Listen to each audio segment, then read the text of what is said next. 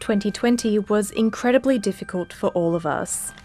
750,000 Aussies had lost their jobs by June, and unemployment rose to a 21-year high. An ongoing cap on arrivals means thousands are still waiting to come home. But in a year like no other, these are the Aussies who found strength and resilience against the toughest challenges.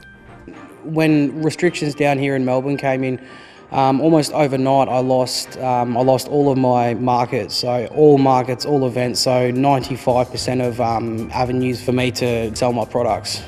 The latest data shows small businesses like Tom's are gaining momentum.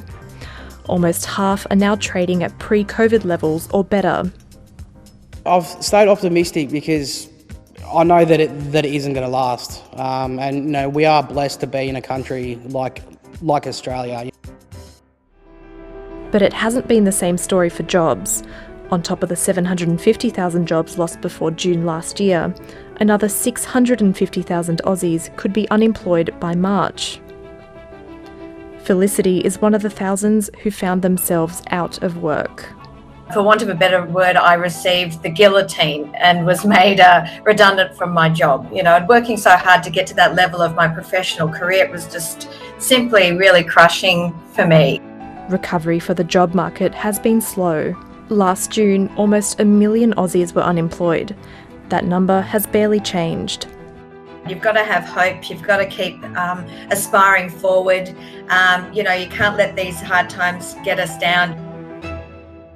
But for so many, alongside the major national and global issues, there are the personal ones that take their toll. Mental health services reported an increase in calls from 14 to 21% in a year. Not being able to do what I love to do, it was just extremely hard. Matt's personal training business had to shut twice during the pandemic. I was pretty close to doing the unthinkable, and I went into my kids' room and I sat there and I watched them lying in bed and they were so peaceful, and that was like one of those things that I remember, okay, I've got to make it through this night, get up tomorrow and keep trying again. And for the 36,000 Aussies still stuck overseas, getting home has been yet another setback. Caps on arrivals were tightened, and it's meant tickets are going to those who can afford to pay top dollar. There are so many people saying, all these returning Australians, why didn't you come home sooner? You get what you deserve. And it's tough. Tammy was diagnosed with breast cancer in November and is still trying to get home for urgent treatment.